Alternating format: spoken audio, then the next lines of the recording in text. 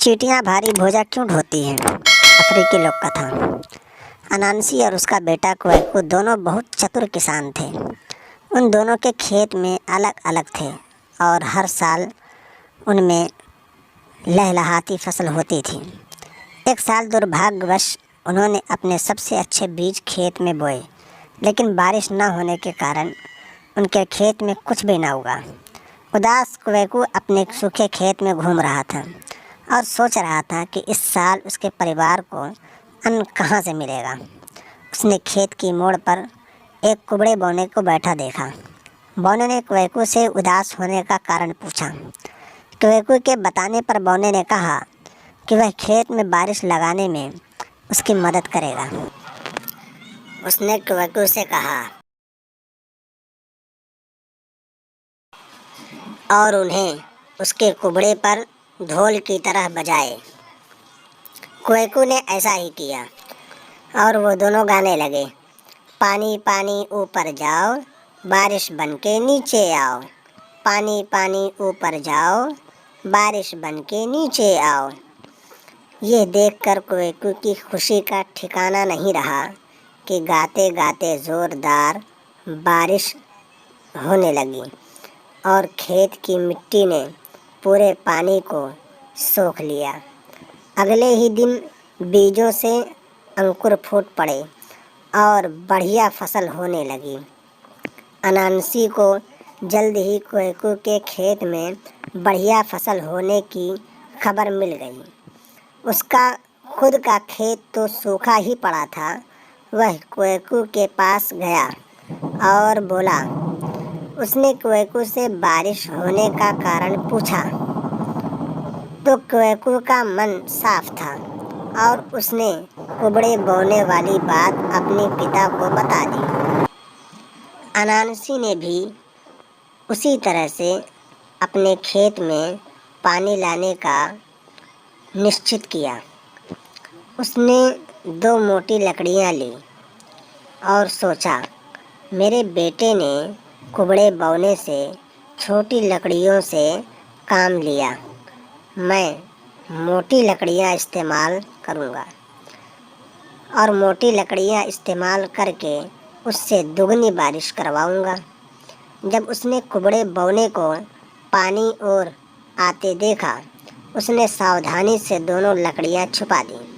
पहले की तरह कुबड़े बोने ने अनानसी से उदास होने का कारण पूछा और अनानसी ने उसे अपनी समस्या बता दी।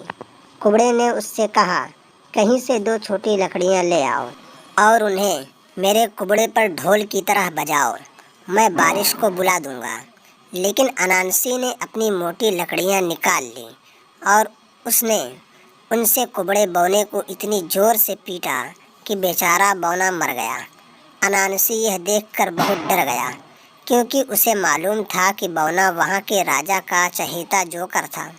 वह सोचने लगा कि इस घटना का दोष वह किसके माथे मढ़े। उसने बौने का मृत शरीर उठाया और उसे एक कोला के पेड़ के पास ले गया। उसने मृत बौने को पेड़ की ऊपर शाखा पर बिठा दिया और पेड़ के नीचे बैठकर किसी के आने की प्रतीक्षा करने लगा। इसी बीच क्वेकू यह देखने के लिए आया कि उसने पिता को बारिश कराने में सफलता मिली या नहीं।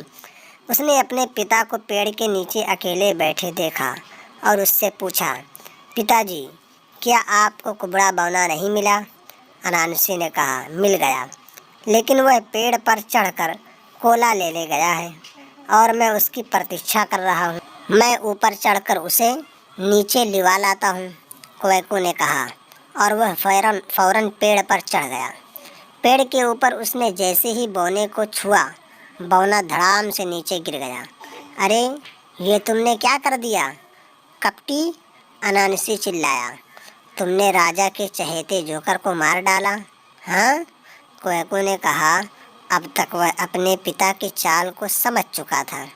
वह बोला, राजा उससे बहुत नाराज है और उसने कुबड़े बौने को मारने वाले को 1 थैली सोना देने की मुनादी की है।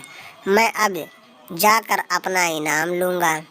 नहीं नहीं, अनानसी चिल्लाया, इनाम मैं लूँगा। मैंने उसे 2 मोटी लकड़ियों से पीट पीट कर मारा है, उसे मैं राजा के पास ले जाऊंगा। ठीक है, कोयको ने कहा, अगर आपने उसे मारा है तो आप ही ले जाओ।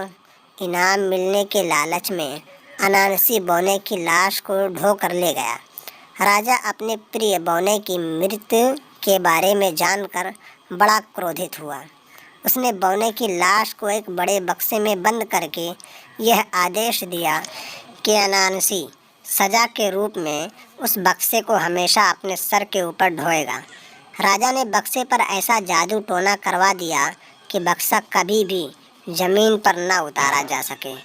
अनानसी उस बक्से को किसी और के सर पर रख कर ही उससे मुक्ति पा सकता था, और कोई भी ऐसा करने को राजी नहीं था। अनानसी उस बक्से को अपने सर पर ढोकर दोहरा सा हो गया।